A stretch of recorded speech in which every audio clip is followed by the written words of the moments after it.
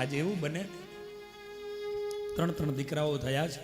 દીકરાઓ દોડતા હરતા ફરતા ગલીઓમાં રમતા એટલી ઉંમરના થયા છે. 10 વર્ષ 7 વર્ષ 4 વર્ષ આવા દીકરાઓ. 11 વાગ્યાનો સમય છે ને દીકરા દોડતા દોડતા આવ્યા છે. માને બથ ભરી લીધી છે. માં ભૂખ લાગી છે. માં 3 દીકરાઓને આમ લઈ અને સમજાવી રહી છે. માં કહી રહી છે, બેટા હમણાં તારા પિતાજી કંઈક લઈને આવશે ને, કંઈક તમારી માટે હું બનાવી દઈશ. 4 વર્ષ 5 વર્ષનું એક નાનું એવું બાળક, નિર્દોષ બાળક, અને એ બાળક આજે માનો હાથ પકડીને એટલું કહે છે, માં મારો ભાઈબંધ છે ને મને એવું કહેતો હતો કે એની માં એને દાડામાં 3 વાર ખવડાવે છે. હે માં, મને 1 વાર તો પેટ ભરીને ખવડાય. અને જે દિવસે કોઈ જનેતાને એનો દીકરો એમ કહે કે માં તું મને 1 વાર તો પેટ ભરીને ખવડાય, તેથી એ માની સ્થિતિ શું બનતી છે કલ્પના કરી છે ક્યારે? એ માની પરિસ્થિતિ શું બનતી છે કે દીકરો આજે એમ કહેતો હોય કે માં મને પેટ ભરીને તું ખાવાનું નથી આપતી. એમાં કેવી રીતે સહન કરી શકે? આજે માં 3 દીકરાઓને પોતાના પાલવના છેડામાં અંતાડી એને બત ભરી અને માં રોઈ રહી છે. આજે સુશીલાજી રોવે છે. એવા સમયમાં સુદામાજી આવે છે. સુશીલાને રડતા જુએ છે. દેવી કા રડો છો? જિંદગીમાં પહેલી વાર સુશીલાએ વિવેક ભરેલી વાતમાં એટલું કીધું, પતિદેવ તમે ને હું ભૂખ્યા રહી શકીશું, પતિદેવ આ બાળકોનું શું કરીશું? આહા, ગરીબી છે ને એક બહુ ખતરનાક દર્દ છે. હું તો એવું કહું છું કે ભગવાનને એવી પ્રાર્થના કરજો, હે પ્રભુ મારા દુશ્મનને તું પણ દરિદ્ર ક્યારેય ન બનાવીશ, તું ક્યારેય ગરીબ ન બનાવીશ.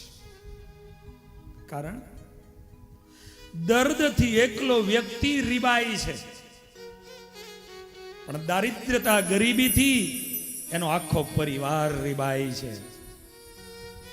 દર્દથી એકલો વ્યક્તિ રીબાઈ છે, પણ દારિદ્રતાથી ગરીબીથી એનો આખો પરિવાર રીબાતો હોય છે. અને એટલા માટે કહું છું કે ભગવાનને પ્રાર્થના કરજો, હે પ્રભુ જિંદગીમાં મારા દુશ્મનને પણ તું ગરીબ ક્યારેય ન બનાવીશ. આ વિજ્ઞાન એટલું બધું આગળ વધ્યું, RCC ની ટાંકી તૂટી જાય એના કેમિકલો કાઢ્યા, હંધાઈ જાય. સિન્ટેક્સ ની ટાંકીઓ તૂટી જાય એના કેમિકલો કાઢ્યા, હંધાઈ જાય.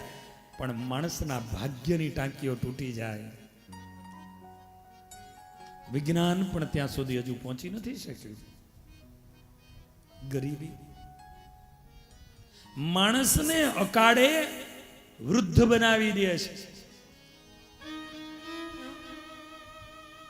અને એટલા માટે ભગવાન સ્વામિનારાયણ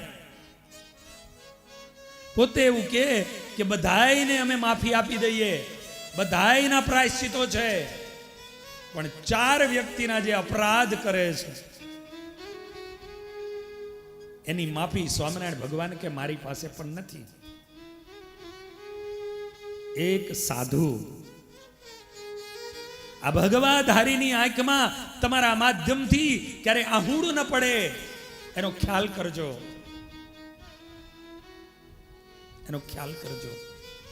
અને એટલા માટે કહે છે એક સાધુ, ભગવાનનો ભક્ત, ગરીબ મહારાજે ગરીબને આની સાથે મૂક્યા, સંતોની સાથે મૂક્યા.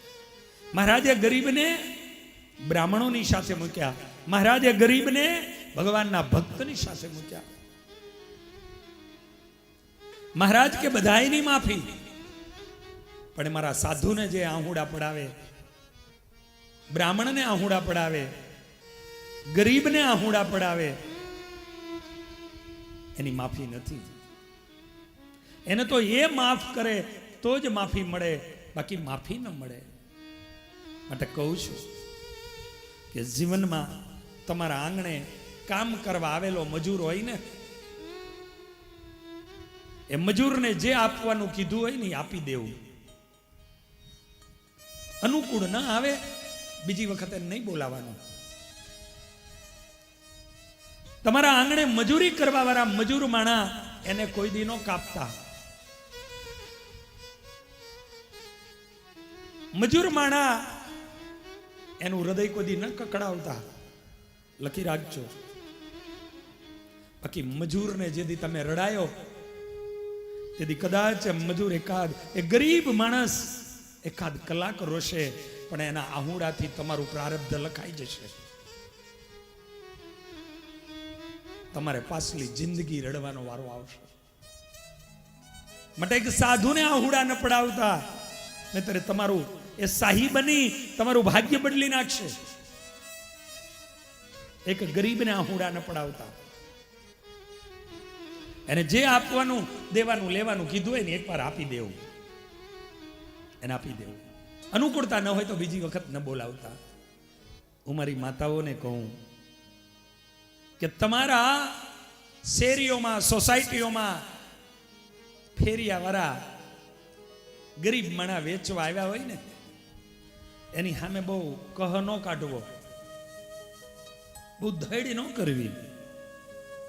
બચારો છેલ્લે રૂપિયો મળતો હોય ને તો એ તો વેચીને જતો રહેશે, કારણ એને ખબર છે ખાંજ પડે જો 100 રૂપિયા નહીં મળે ને મારા છોકરા ભૂખ્યા રહેશે. એટલે ટોપલો ભરી અને તમારા ઘર સુધી વેચવા આવ્યો હોય, હાંજ પડે ને 50-100 રૂપિયા મળે ને એટલા માટે આવ્યો હોય છે. ભગવાને તમને જ્યારે આપ્યું હોય ત્યારે એવા લોકો, આવા નાના મજૂર, આવા નાના માણસો, વેપારીઓ એને બિચારાને બહુ ન કહેતા. અને તમારે ભાવ ઓછા જ કરાવવા હોય ને તો મોલમાં જાજો. મોલમાં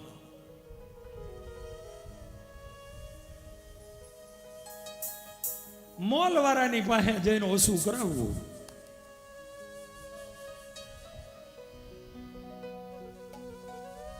નાના માણસ એનો વિચાર કરજો.